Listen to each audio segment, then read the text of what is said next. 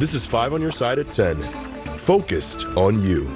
And we begin with breaking news at 10. 2 people shot on Cherokee Street tonight as Cinco de Mayo festivities were coming to a close. Good evening. I'm Brent Solomon. Tonight's shooting comes less than 24 hours after a deadly shooting just blocks away, also on Cherokee Street. New tonight, 5 on your side's Mercedes McKay just back from that scene. She's live at the St. Louis Police Department with much more. Mercedes. Brent, the shooting happened at the 2700 block of Cherokee Street, where hundreds were gathered for the Cinco de Mayo festival. Many were actually leaving when we arrived. The victims were a man and a woman. The woman was shot in the leg and the man was grazed by gunfire. Tonight's shooting happened less than a mile away from last night's deadly shooting. Police say that shooting happened just before 11:30 in the 2800 block of Cherokee Street. Also, while people were celebrating Cinco de Mayo. 4 people total were shot. 2 men lost their lives. When officers arrived, they found a 34-year-old man inside Exotic Bar with gunshot wounds to his thigh and elbow. He was sent to the hospital and is expected to be okay. A 4th victim, a 24-year-old woman, told police she heard gunshots and was grazed on her foot. 5 on your side spoke to a nearby business owner earlier today about that shooting. We had about 65 people inside the establishment. I heard guns ring out. First thing came to mind was safety, trying to get those customers on the ground or whatever, on the floor, get them protected or whatever. Brent, both shootings are still under investigation. Anyone with information is asked to call Crime Stoppers at 866-371-TIPS. Live at police headquarters, Mercedes McKay, 5 on your side. Mercedes, thanks. Stay with 5 on your side for updates on this developing story. We will provide them on air, online, and on the 5 on your side app. Just 1 hour after tonight's Cherokee Street shooting, officers showed up to a fatal shooting in North City. It happened around 8:30 on Destrehan Street near Blair Avenue in the Hyde Park neighborhood. 1 man died. A 2nd man had to go to the hospital. No word on what led to that shooting or if there are any suspects tonight. New tonight, St. Louis police say they are stepping up their presence following 2 shootings at the Marriott parking garage downtown. Prior to tonight's breaking news, our Mercedes McKay got reaction to that plan. I think there are other steps the city could take if they really wanted to curb violence instead of just piling more police on. Nino Viviano and Marshall Glaus walk these streets in downtown St. Louis frequently. I live close to the Arch, and that's kind of a place where I feel a little bit more comfortable and safe. Part of that feeling, though, doesn't come from having more uniformed officers around. I don't know if that would necessarily make me feel safer. I guess I feel like I'd be at less risk of violence. But St. Louis police believe that could help, telling reporters on the first weekend of May, police presence on the busy streets would be beefed up. We will have security, additional, this weekend and every weekend moving forward down in downtown and downtown west. But Viviano and Glaus didn't see that. I really don't see much police presence downtown. I haven't seen really any more difference. The added security comes after a woman was killed in the parking garage of the Marriott St. Louis Grand Hotel on Wednesday night. Less than 24 hours later, 2 men were shot and injured inside that same garage. We're going to be starting our cruising detail, so that allows us to have additional security, not only at the Marriott, but throughout downtown and downtown west. It's not only the streets police say they'll have extra eyes on, though. We've been in touch with pretty much all the parking garages downtown, the hotels that have garages and stuff, and they're on heightened security also. But for some like Viviano and Glaus, more needs to be done. Maybe more cameras or just better education or things to deter crime besides just heavy police presence. Mercedes McKay, 5 on your side. Friday, St. Louis police said their increased police presence would continue every weekend moving forward. Well, the suspect in those shootings, Deshaun King Wilson, now facing first-degree murder, armed criminal action, unlawful use of a firearm, and assault charges. Police arrested him Friday after he returned to the scene and allegedly tried to rob a couple. Developing tonight, at least 8 people are dead and several more injured after a shooting at an outlet mall in Allen, Texas. That's a suburb of Dallas. Just a few minutes ago, officials held a news conference where they confirmed 3 people are in critical condition tonight and 4 are expected to be okay. The gunman was fatally shot by a police officer. A large police presence could be seen there as shoppers were told to evacuate. One witness describing the chaos. So pretty much we were in the store and I was in the fitting room, and then everybody ran into the fitting room and I ran out to see what was happening. We heard about 6 shots and then we just had everybody go to the back of the store, and as I was like doing my walk around, somebody got shot and ran in and she was crouched in the front, and I went to grab her and they shot through the door and then we just took her to the back. We're also hearing from a father the moment he learned about the shooting from his daughter who was at the mall. My daughter just texted me to her mom and my phone. We were in McKinney, and she said, "Daddy, I love you." And there's active, volatile situation. There's a shooting, and she's surrounded by the police. Just pray for me. Right now, police have not identified the gunman. We'll continue to follow this story, and we'll bring you updates as soon as there's more information.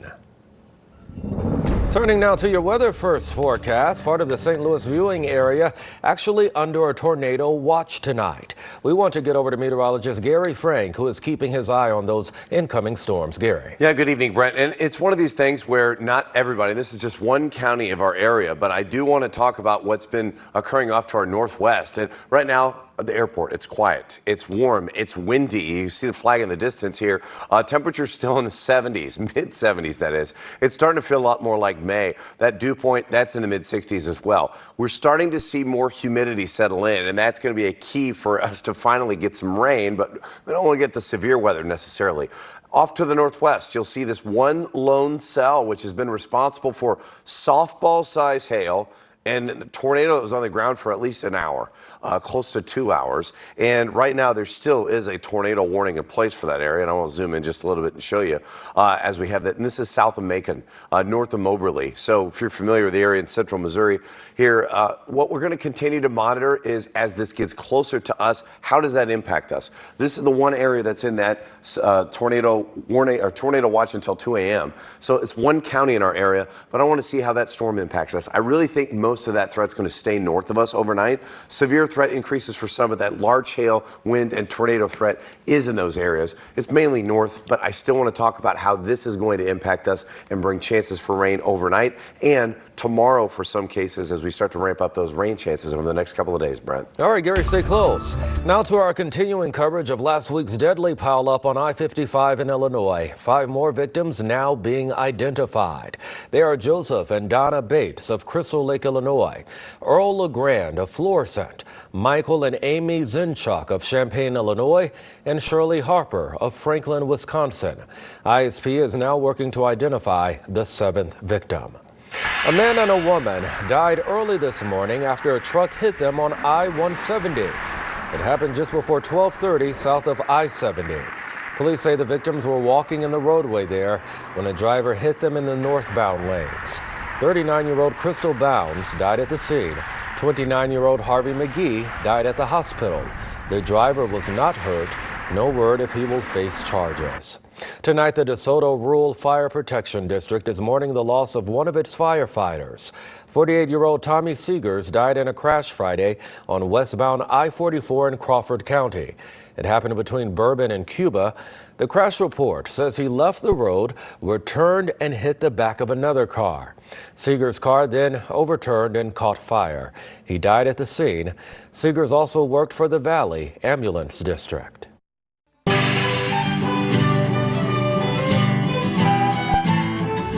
Bringing Scotland to St. Louis, the return of a popular festival celebrating Scottish culture. And staying protected against COVID, the new recommendations for boosters, and who is now eligible to get one. A confirmed tornado on the ground and up to softball-sized hail off to our northwest. As this storm approaches us, how it's going to impact us overnight and our next chance for strong to severe storms as well. 2 communities in North County working together to restore their neighborhoods. A group of volunteers from Moline Acres and Bell Fountain neighbors helped clean up the streets. They picked up trash and debris along the roads. It's part of the city-to-city-wide community cleanup event. Even the mayor of Moline Acres getting in on the action. Well, the Valley of Flowers Festival is happening in the city of Florissant. The three-day festival celebrating the first full weekend of May. This year's theme is the Kentucky Derby. Participants enjoyed a parade, food vendors, carnival rides, and live music.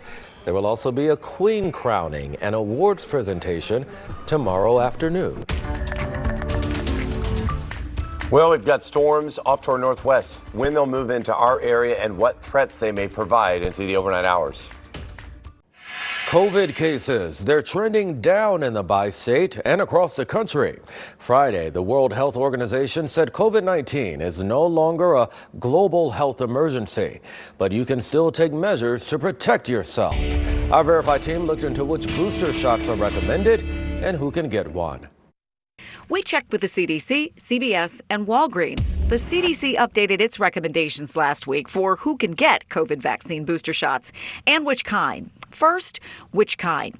The original mRNA vaccines are no longer recommended. Only the newer bivalent vaccines are because they also work against the original variants and the Omicron variant.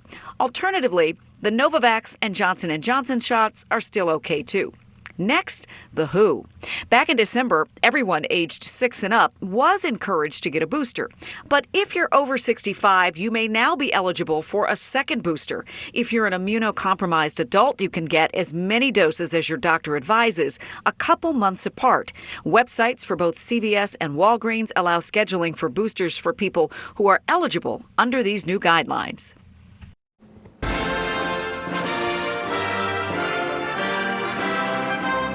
Well,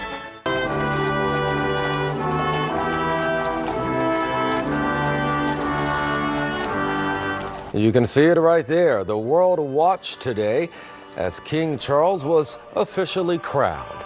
The coronation at Westminster Abbey hasn't happened in 70 years since Queen Elizabeth II took the throne. The service consisted of 5 central elements: the recognition, the oath, the anointing, the investiture, and the enthronement.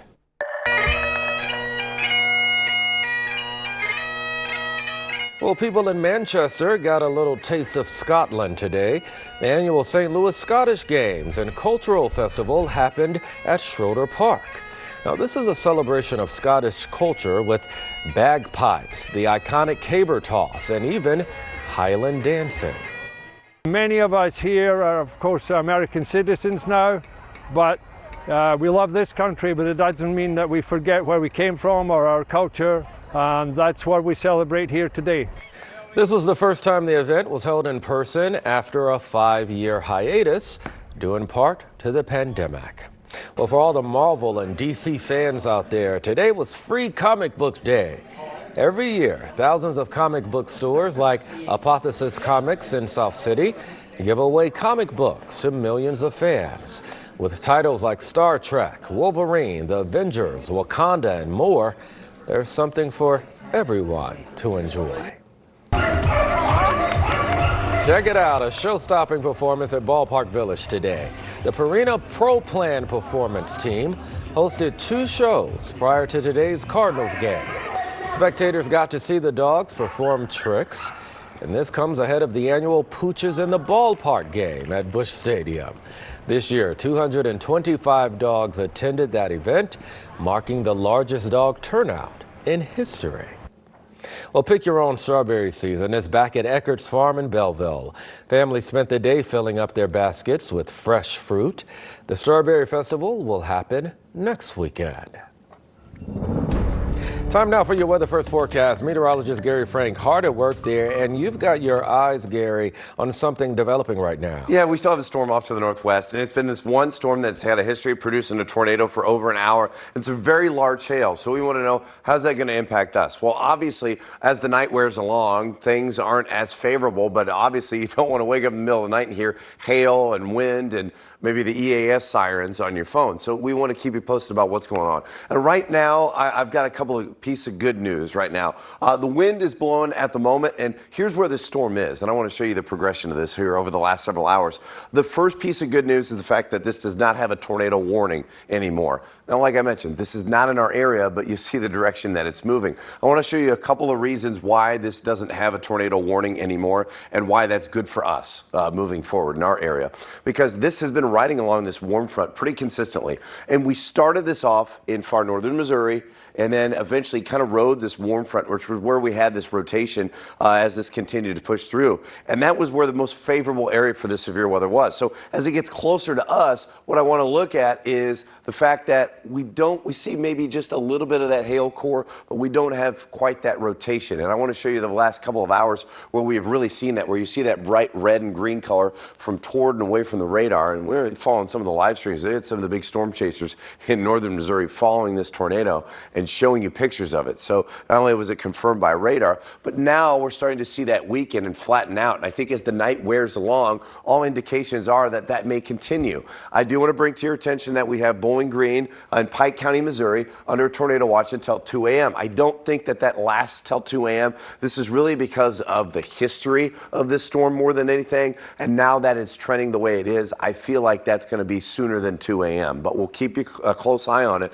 And what this looks like here at the moment, you'll see those storms from this morning where most of us avoided the rain, unfortunately. And then you'll watch how this big system blows up, rides along that warm front, and pushes closer to us. And because the way that is moving, I think that we'll see additional storm development here later on, as we see that later on. So especially on the Metro East side. Now this is by 1 a.m. You might be woken up with a thunderstorm. I don't think that it's severe at this point, but we may have some smaller hail and some loud thunderstorms. And then we check in with Tracy tomorrow morning. I think on the Illinois side, we may see that complex as it starts to die, morph into a line and impacts areas on the Metro East side. But once again, as I mentioned a couple of days ago, there will be a lot of areas that get beneficial rain over the next couple of days. There are a lot of areas that get nothing. And so that's what we may look at tomorrow. Overnight, the severe threat is still increasing for some. But like I mentioned, that large hail and wind threat starting to wind down. I think it's more hail than anything. It's mainly north. So tomorrow's forecast on the Illinois side, we'll see temps in the mid 80s, the Metro East side in Fayette County and St. Clair County as we zoom in. We're going to see temps in the mid to upper 80s, close to 90. But tonight, I think for the most part, we're going to see a lot of us avoid that rain. Then our next best chance for rain after that is going to be, I think, on Monday morning, and then we may get a break and then a second round in the afternoon. So there's going to be a lot of dry time over the next few days, but as we look ahead, just because these chances for storms exist so often doesn't mean we'll see every single portion of the day rainy.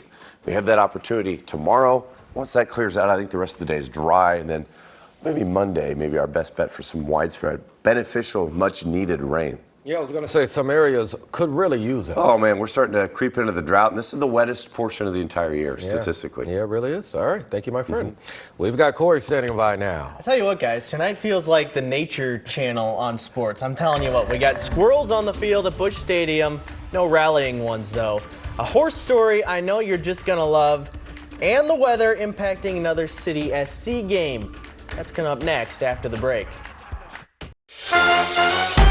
The Sports Desk is sponsored by Jim Butler Chevrolet, the Midwest's #1 Chevy dealer 10 years running. Well, so far, not much has been able to slow down City SC this season.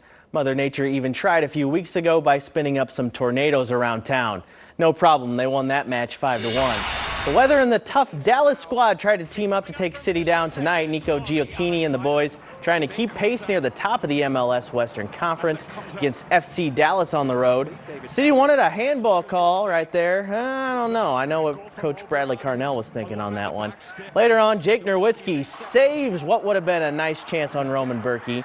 And when all else fails, you can count on Berkey. The keeper captain makes a great save to keep things scoreless. They'd start the second half. It wouldn't last long. Lightning in the area forced to delay. Right now, we're still in a delayed scoreless game. Well, as if this frustrating Cardinals season couldn't get any more baffling, we got this nugget today. Brand new $87.5 million catcher Wilson Contreras is going to be used more as a DH and outfielder going forward. Yeah, that'll fix things. It was nice to see Waino back on the mound today against Detroit, though. First start of his final season. He was all right until the fifth inning. 5 innings, 4 runs. Dylan Carlson may be finding his footing a bit. Slugs this 3-run bomb in the second. Cards blew that lead, but then got it back on this titanic shot from Nolan Arenado to Big Macland. He may be getting going as well. But they blew that lead too. Squirrel sighting in the 7th. Not a rally squirrel, unfortunately. This game went to extras where Giovanni Gallegos allowed the Tigers to pull ahead in the 10th. Cars lose 6-5, their 8th loss in a row as the streak continues. I felt like I was in command. It just didn't work out. Just the way it's been going, I guess. But I was convinced that today was going to be the end of that streak, and I'm very disappointed that it wasn't. As a group, we're just, like I said, it's just not clean baseball. And up here, you're just not going to win that many games when you're doing that. All right, let's head to Louisville and Churchill Downs for the 149th running of the Kentucky Derby. Down the stretch, it was the number 8 horse, Mage, who pulled ahead. Just edge out 2 fills for the victory. A $2 bet on Mage to win would have won you about $30. That's a pretty good payoff. Yeah, and a lot of local groups held watch parties for the big event. Got the big hats on, got the bright pastel colors. Exactly. Got to do it. All the pictures on my social media. Gary, very quickly, my friend. Yeah, we didn't. We're not dressed up for that for now, but we should be. We're still going to look at this storm, and this is one that we hope brings us some beneficial rain. But you'll notice how small this area is, and you can just see by looking at the colors here, it is starting to weaken just a little bit. And what we'll continue to monitor is, I do expect this to weaken. I really don't think Pike County, Missouri is going to be dealing with that tornado threat as a result of what's going on here. But I'm going to be up here and bring you updates online here in the meantime. I think what we're going to see, and you'll have to check in with Tracy here in the overnight hours past 3 o'clock, is maybe a line of storms that develops up to the north. And as it kind of moves south and kind of merges together, we'll see some beneficial rain on the Illinois side, but maybe not quite the Missouri side just yet. We may have to wait till Monday. So folks can keep their app handy. Yeah, I would keep it handy, but I think things are trending in a sense of more of a peaceful sleep tonight. Oh, good. All right, we need it. Thank you, my friends. Have a good night.